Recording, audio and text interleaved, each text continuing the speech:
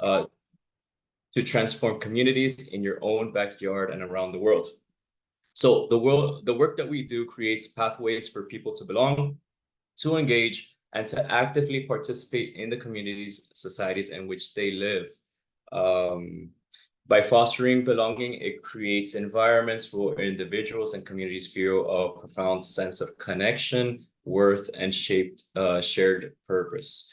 When people truly belong, they are empowered to collaborate, innovate, and address common challenges. In the true belonging, that communities discover their potential for growth, their capacity to create a more and just sustainable future. This session is called Guiding Hope, Nurturing Unaccompanied Children Through Compassionate Care. And our Children's Services Department is here with us and will explain how they will work with unaccompanied minors and how you also can participate. So we can go ahead and start the PowerPoint presentation. Can you all see the screen? Yeah, I can see it. Yep. Great. Yep, so these are today's objectives: to understand the vulnerability, to recognize the distinctive needs and vulnerabilities of unaccompanied children seeking safety and refuge, emphasizing the importance of compassionate care, to prioritize well-being, so learning about our department, our program that prioritizes the physical, emotional, and psychological well-being of displaced youth, and empowering all of you to lead with tools and initiate responsive initiatives to provide vital protection, unwavering support, and a sense of genuine belonging for unaccompanied children by promoting their dignity and hopeful futures. And now I'll pass it on to Christine. Thanks, Sebastian. Do you maybe want to just give a quick introduction of yourself, and then I'll do the same? Yes, so for those of you who I don't know yet, I am Sebastian Vidal, the Community Engagement Program Officer for Children's Services. Great. Also, my name is Ruben Rojas, and I'm a Program Officer for Community Engagement. Wonderful. And I'm Christine Lamonda. I'm the Senior Director for the Children's Services portfolio, which covers the United States region here at CWS. So Happy New Year, and thanks so much for joining us for this series and to learn more about the work we do to support unaccompanied children across the United States. For those of you who are longstanding partners of CWS, you may not yet have heard about the work we do in children's services. And so I wanted to share with you a little bit about how we've come to be and our impact before we dive more deeply into who these children are and how we walk alongside them. Children's Services portfolio started in 2020, and it was really based off of identifying that there were unmet protection needs for unaccompanied children as they were reunifying with their families across the United States. And in assessing how CWS could be most impactful, we modeled our programming off of what we do with our refugee, asylum seeker, and other newcomer populations across the country. And that's to create welcome and to work alongside them as they are going through that journey of establishing their new homes in the United States. So I'm really grateful for a strong network of providers across the country that since 2021, we've walked alongside 13,000 children, and we're excited to be serving nearly 15,000 children in the year ahead. Our department mission, which you can see here, is to promote the safety and well-being of unaccompanied children as they're reunifying with their families across the US. And our approach to care is through a child-centric, culturally competent, and trauma-informed lens that empowers the children and families we walk alongside. Sebastian's going to share a video now that tells you a little bit more about who unaccompanied children are.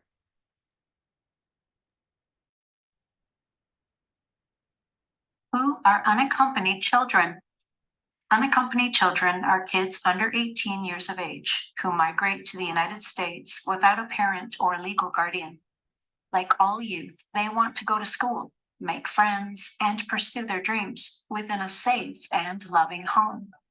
Just like refugees and asylum seekers, many unaccompanied children have fled violence and threats to their well-being in their home countries. These youths often undertake dangerous journeys to seek safety in the United States.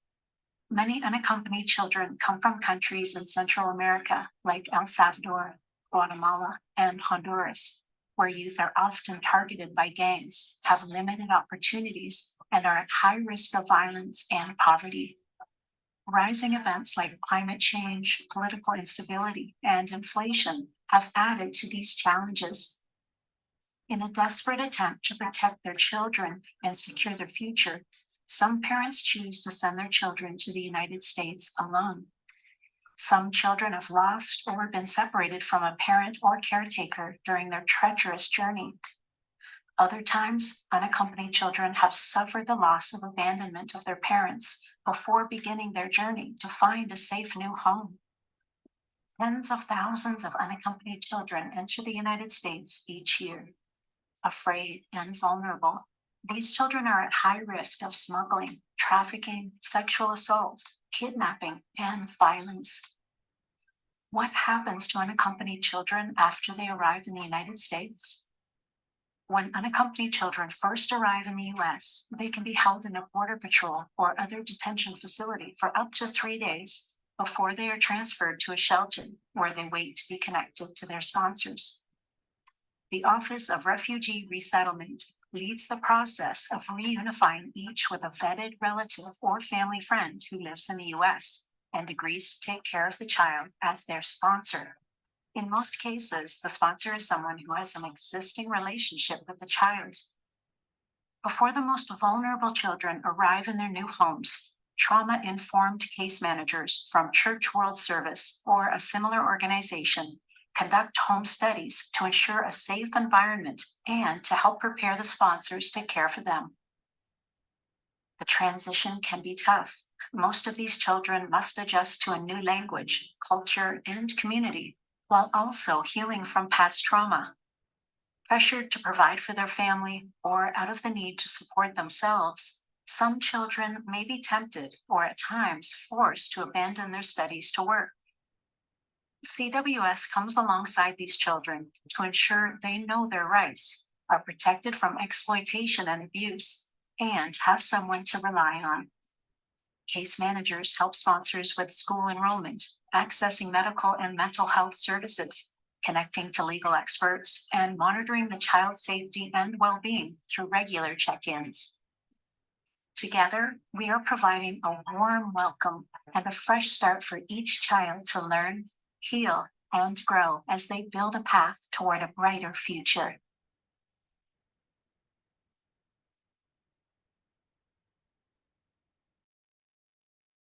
Thanks, Sebastian. And so just to elaborate a little bit about who we support, who are unaccompanied children. As you heard in this video, the children that we're working with are between the ages of birth and 17. When children are first identified, they're in what's called removal proceedings. So it means that they don't yet have a lawful or legal status in the United States and that they were unaccompanied, meaning they didn't have a parent or legal guardian when they came to the United States. Can you go back to the next slide, Sebastian? Great. I want to add too, while the majority of the children we support are coming from the Northern Triangle of Central America, from Guatemala, Honduras, or El Salvador, we do support youth from across the world. And in just the last year alone, we supported unaccompanied children from more than 50 different countries of origin. And although kids can really range in the age, what we find is that the trends are youth are between the ages of 15 to 17 predominantly when they are making this journey to the United States for safety and protection. But because the majority of the youth we are supporting do come from the Northern Triangle, I wanted to share a little bit more about some of the context as to why they are really forced to flee and come to the US. So in these countries that we're speaking about, there are significant, difficult socioeconomic and security conditions. We see extreme inequalities in economic power, which leads to high rates of poverty for many. That in turn, and due to other factors, results in really horrific living conditions. And we see that the accessibility to new jobs and economic stability just isn't there. We also see increases in extreme violence. This can be due to local neighborhood turf wars. There's complexities with trafficking routes in this region, and we see high rates of sexual and gender-based violence. We also see, as we see in other regions in the world, increases in natural disasters. This region is getting hotter and drier.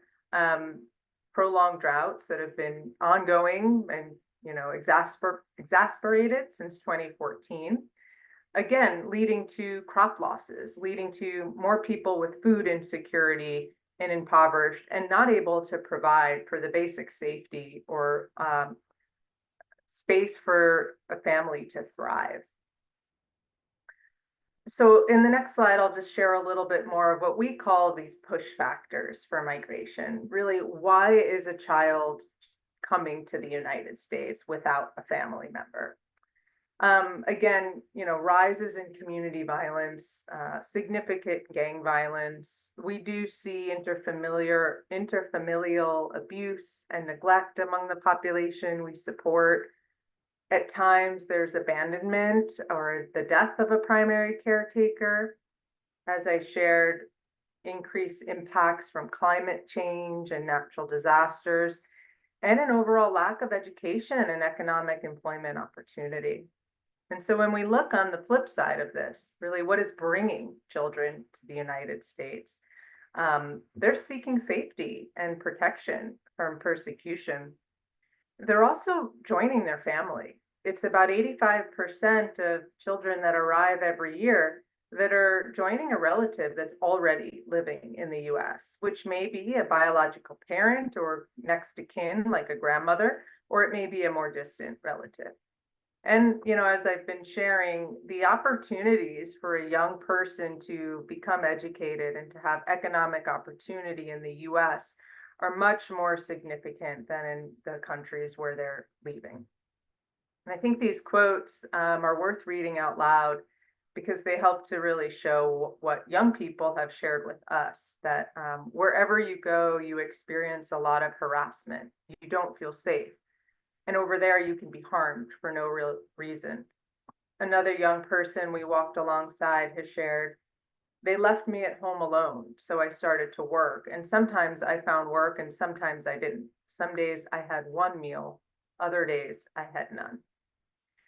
And I think what underlies all of this is that most people aren't making the decision to come to the US lightly. There are extreme and real threats to their safety and livelihood that brings them to seek safety here in the US. So that journey to the US can be wrought with challenge and difficulty and danger for these young people. One of the things that is common for children that are traveling, again, in this case, referencing across the continent into the southern border of US, but not only in that route, is real risks to their safety along that journey. Many youth experience injury. It's not uncommon crossing the deserts that literal thirst, dehydration, hunger is pervasive for these young people. And some young people experience physical or sexual assaults during their journey, if not exposure to threats around kidnapping by drug cartels, for example, working their way through Mexico. So I think it's important to share too that some children will travel alone. Some people may be traveling with a family member or a friend that isn't their legal guardian or parent, and some with other groups that they have no formal relation to. It's not uncommon that some families will hire a smuggler to guide them through this journey. And that when children arrive, they or their families back home may have debt that they owe to that smuggler or coyote who's helping them in that journey. And I think too, just to like imagine this journey, it's over thousands of miles that individuals are traveling on foot, sometimes with a bus, or on trains like you see here to make that journey. So it means when they arrive to the United States that they've had those challenges in their home country, those risks along their way. And when they reach the United States, unaccompanied children are at first greeted by the Department of Homeland Security. They are apprehended by Immigration, Customs, and Enforcement. And within 3 days, these young people are transferred into the care of the Office of Refugee Resettlement. OR is set up with a network of licensed providers across the country. These are different types of shelters or maybe short-term foster care settings. This may also include more therapeutic or staff secure placements, depending on the child's presenting needs. And while children are in these settings under the care and custody of ORR, they're receiving basic services. All children have access to food, clothing, legal services, education, recreation, basic medical and mental health services, and they're connected with a case manager, which is the first step in supporting them to reunify with their sponsor across the United States.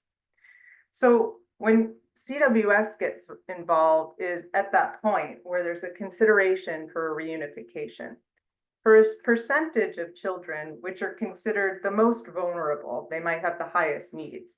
Maybe they're between birth and 12, or maybe they're also a survivor of trafficking.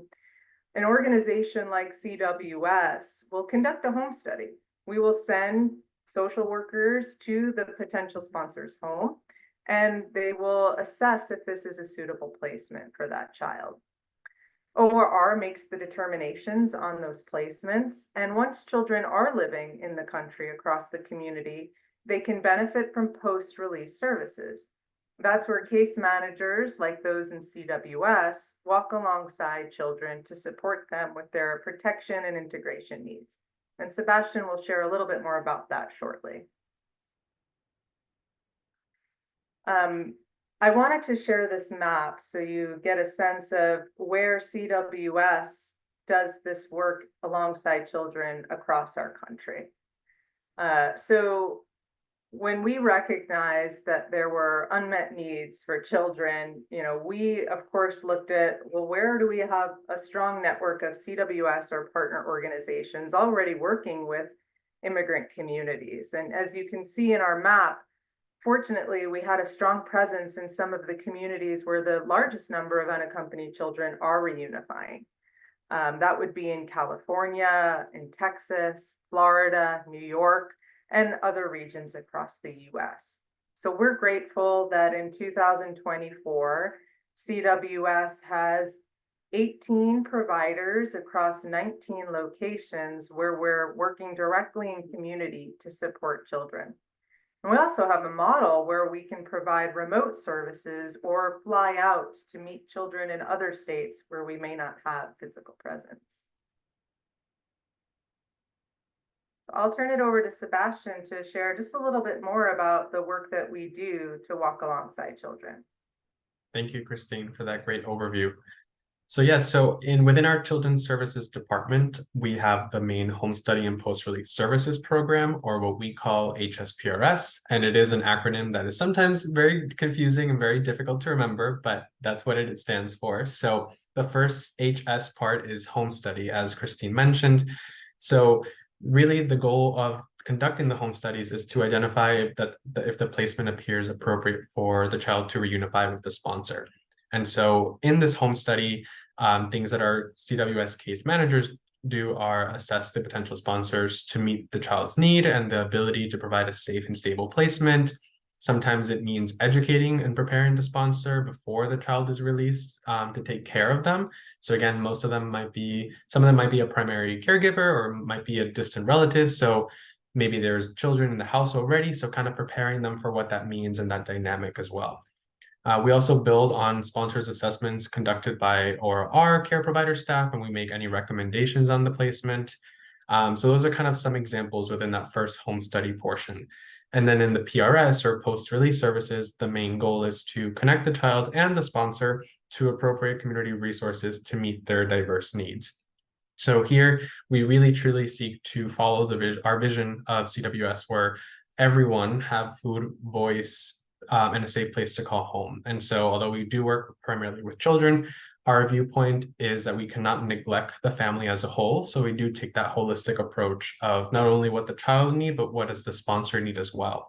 And at times we're called to support other household members with needed support.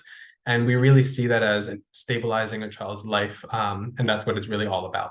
So a place where all in the home feel safe, supported, secured, and can navigate together. So some examples of PRS also include providing case management for children to help them and their sponsor to community-based resources across 3 different levels of care. Some are fully virtual, some are hybrid, and some are a little bit more intense depending on the needs of the child. And we also monitor the ongoing safety and stability of their placement with PRS. Other services provided to unaccompanied children in that PRS section include assisting with school enrollment. So ensuring that from that very first connection, they are enrolled in school. And if they're not, how can we work with the local school districts or different organizations in order to get them enrolled and ensure that they have that right to education, which is very important. We also connect to different local resources around mental health, medical assistance, legal services, and food banks. These are kind of the most top 5 common needs that we see across our children. So we try to help them with local partner organizations, new organizations, and different resources across each community. We also do frequent home visits to ensure stable placement. So that again, that includes either virtual and also in person, and providing psychoeducation and other supports to the sponsors as well. And then we identify and respond to situations of human trafficking, child abuse, and neglect. And so I wanted to share an example of a child's story where Eric came to the United States as an unaccompanied child, and he had to take a job to help his family back home. Unfortunately, his employer stopped paying him, and he took Eric's birth certificate and immigration documents. The employer also threatened to call immigration if Eric stopped working, and what made it even worse was that he threatened to harm Eric's family in his home country. Fortunately, Eric had the support of an adult he trusted, a post-release service caseworker, funded by the Department of Health and Human Services, and the social worker connected him to federal law enforcement officials, as well as medical and legal services. So that is just one case example of many children that we serve who unfortunately are put in these difficult scenarios, but with the help of CWS, we're able to provide a solution and provide a little bit more hope as well for them. So ways that you can support. So we put at least 3 things here of what we currently have built out and other things that are in the works. So we have a CWS Bright Futures backpacks. And so the flyer is here. We can definitely share more information if you're interested. But through this initiative, our goal is to have every child within our care receive a backpack full of school supplies. That way, as they enter their new school, in a new school year, whenever they come, they have everything that they need in order to start fresh and have all the resources needed in school. So that includes backpacks, pens, papers, any other things that might be really important for them to have at that first home visit. So in 2023, we had a little over 1,150 backpacks collected across 6 of our CWS sites, which is a great number. So just think of all those children who now have those resources to start school as well. So it's something that we hope to continue this year across all of our offices and partner network as well. You can also intern or volunteer with local CWS offices. Currently, we have 4 master's level interns across 3 sites in the United States. completing an internship with us to support that PRS work. And we're hoping to build out volunteer opportunities this year of how you can join and support our work as well within our program. So more of that to come. And then lastly, you can help to donate to support unaccompanied children access those more difficult to find resources, such as mental health services and legal representation. As we mentioned, it is a really big need across the country, and sometimes there are not enough providers or not enough connections locally, especially in more rural places of the country. So we would like to build that funds in order to assist all of our children in that need. And so why support our program, and why should you welcome? And so these are 3 photos of our clients. Yeah, one with a very new newborn, a mother reconnecting with her children, and of another young client who had just arrived to the United States. And I share this because at the end of the day, these are still children that we're talking about, just like all of you and I once were. And all children and families deserve a safe place to call home. Families really only want their children to have the chance to grow up and move forward without having to fear for their safety, which is a basic human right that we all have. And unfortunately, times are very difficult right now, as we all know. So our hope really is that instead of our kids focusing on surviving, we want them to start living happy and cheerful lives. And hopefully, just as CWS was founded by 17 denominations coming together to do in partnership what none could do, none of us could do, we hope to do it with your support in order to meet the holistic needs of these children. So we hope that you understand a little bit more about their story, kind of what they're going through, and how you can actually support our program, but also these children who are actually already in your communities, but are just invisible and who are not yet present to you right now. And some action steps are, we have a lot of action alerts. This is our most recent one that takes about 2 minutes to fill out and send to your representatives. But you can urge Congress to fund programs that ensure the safety and well-being of unaccompanied children. You can amplify our animated video who are unaccompanied children with your network and share it on any socials. That would be really helpful to continue to educate more people who may not know who unaccompanied children are. We also partner with another organization, Hearts You Hold, where we send any requests that our children or their sponsors may need to them. And hopefully there are generous donors across the country who feel compelled to meet that need. So we have about 10 unmet needs on there. So you can click on it and filter through our organization to help us get those items to those families. And you can donate as well to CWS and to our department. And lastly, I wanted to share our general email. We have a welcoming children at CWS global email. And so here, if you're interested or you want to stay up to date with our program, any new intern or volunteer opportunities or ways that maybe you can support any other events locally, just send us an email over there. And then with any questions or ways to support, or as well as if you're a partner organization or we are not connected, send us an email. We are always happy to further discuss and see how we can partner together. Thank you.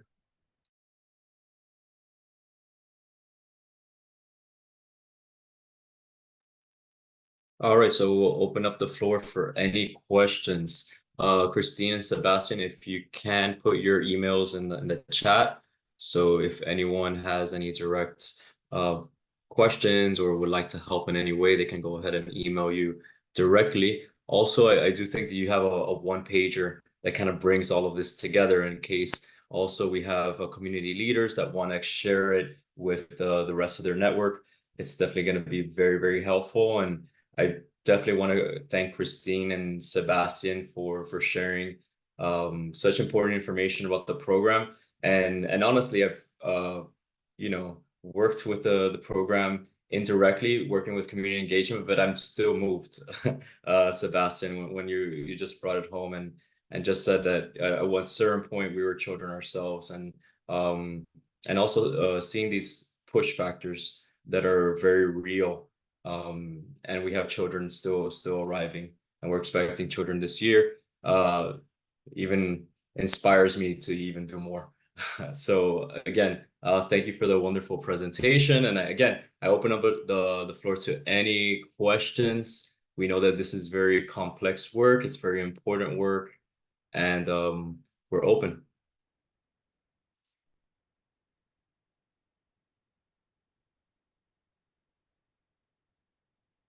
do we place our questions in the chat or? I don't know if As you guys- like, you can go ahead and put in the chat or speak if you like. No, I'm happy to speak. I wasn't sure if you guys could hear me. That was a Perfect. fantastic presentation. Do most of the 18-year-olds that come over go to ORR, or do they go to detention, you know, because they're so close to aging out? How do they deal with that? Yeah, thanks for the great question. This pathway to be considered an unaccompanied child must mean that you haven't yet reached your 18th birthday. So this Okay. programming is specifically for anyone that would be 17 or younger. But the question is a great one, and it speaks to, you know, where I would say there can be even more advocacy that CWS alongside other coalition and faith partners does. And I always say anyone who has an 18-year-old or remembers being one knows that just because you had an 18th birthday doesn't mean all of your challenges go away, and that there's a great opportunity and need to be providing specialized services for youth that are aging out or turning 18, that are still very much young adults compared to what we see as, you know, families or adult asylum seekers in their pathway.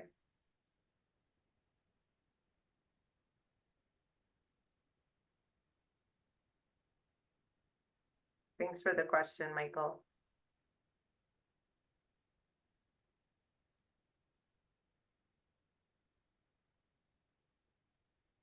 Not a question, but I also just put my email, the one pager for our department, the animated video, and the general email in the chat as well. But I'm hoping we can also send it out, Ruben, after as well. All right, so we have another question in the chat from Laura Gonzalez. It says, can people volunteer with you even if they're not in one of the cities shown on the previous map? I will answer that now. So I think the hope is yes, that even if you are not located near CWS office, that you will still be able to donate either your time, resources, financial needs. So we're building out this year ways to do that both physically in office and also virtually. So if you're interested, send us an email at that Welcoming Children. Get at least tell us kind of what you're interested in, maybe any skills and where you're located, and then we'll work on kind of getting connected there. Our goal is really to, as our offices begin to get a little bit more stepped up and work on their goals for community engagement as well, that they, as they have those opportunities, we will all share it across our network.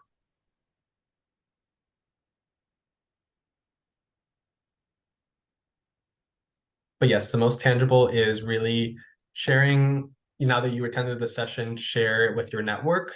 If there's any other partner organizations in your area who maybe work with unaccompanied children or don't know who they are, and we're not connected, send them our email, share, help us with the action alerts that we do.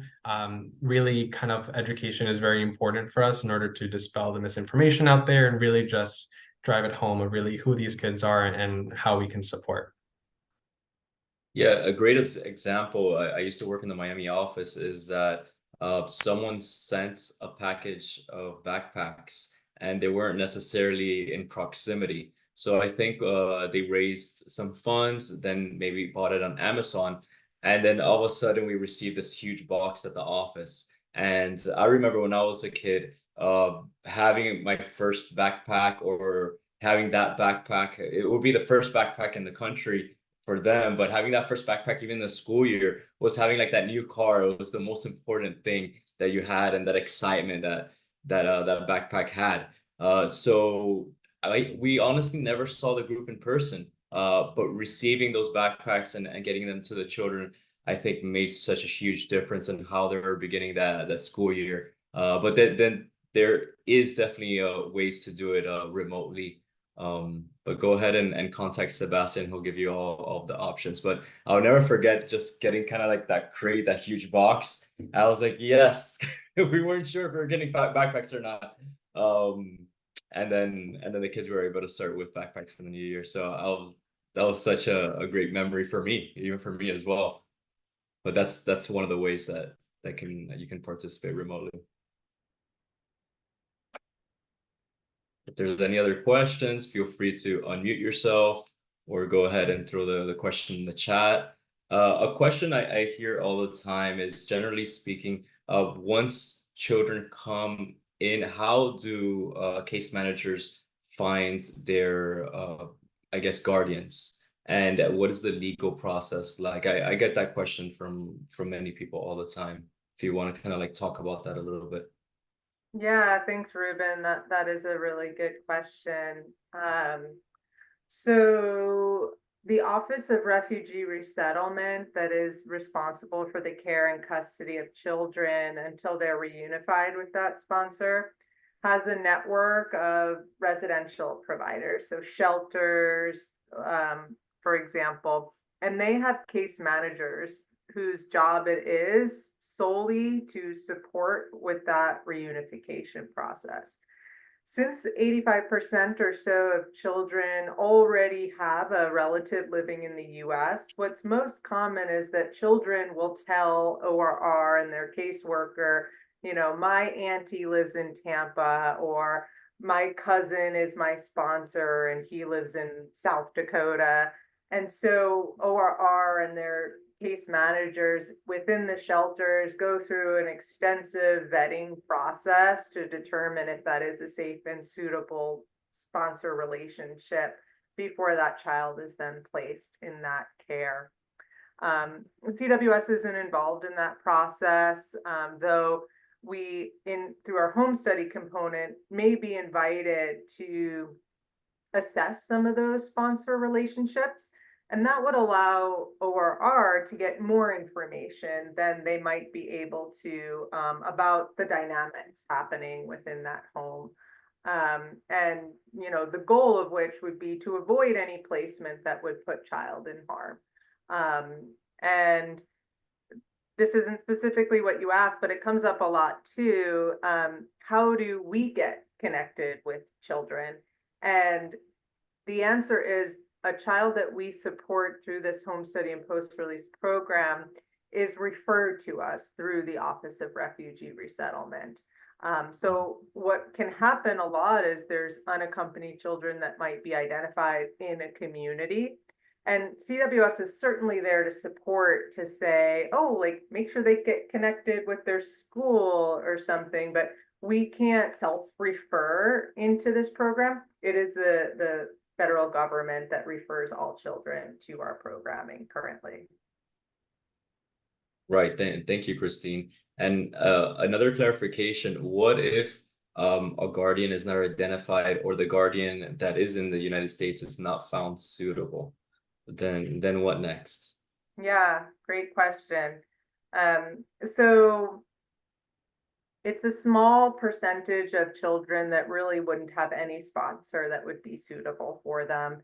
And ORR does contract with foster care programs.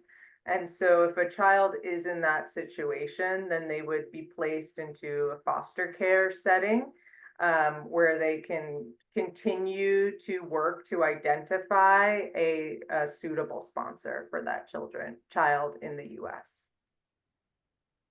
All right. Thank you, Christine. Thank you.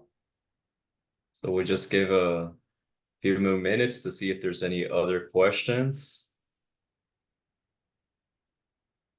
You know, Ruben, something I just wanted to add too that, you know, you made me think of, like, so much of this work to support this population also brings up the importance of legal representation. And Sebastian mentioned that alongside the mental health needs.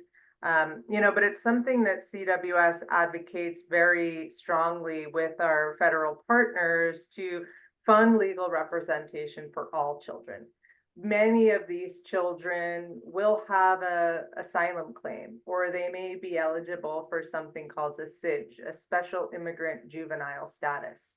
But you know, if you're a 2-year-old and you speak an indigenous Guatemalan language or Spanish, and you're told to go in front of a judge to make your claim for asylum, your chances of being successful to get a legal status, which would give you more stability in the US, are certainly much higher if you have legal representation.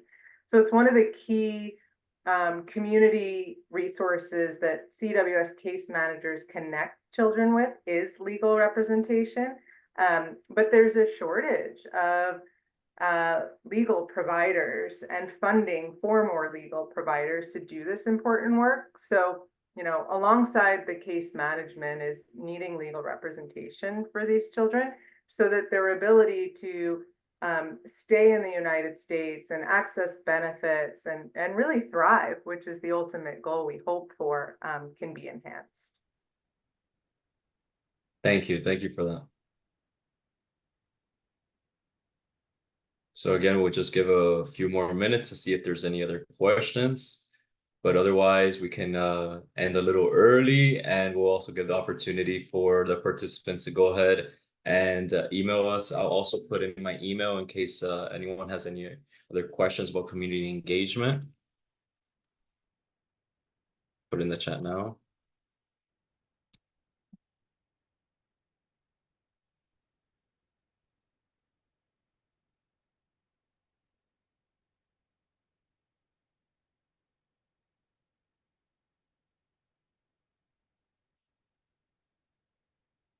Thank you, Laura. Appreciate it. All right. Thank you, Nancy.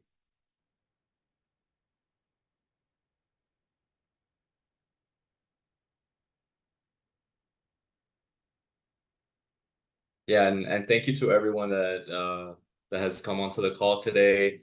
Again, we have an incredible children's services team doing incredible work across the nation, and your collaboration and your support is more important than ever, especially this year that we are expecting high arrivals, and we're looking to expand the type of in-depth help that we're giving children. Hopefully expand community engagement to another level as well.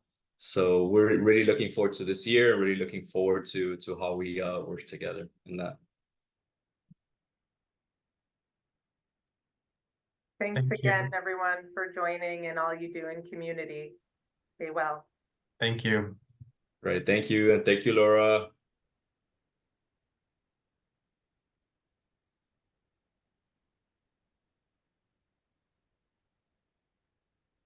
All right. Have a good afternoon, everyone. I'll just go ahead and stay on until everyone signs off and we can stop the recording. Again, thank you, everyone. Thanks all. Thank you. Take care. Bye.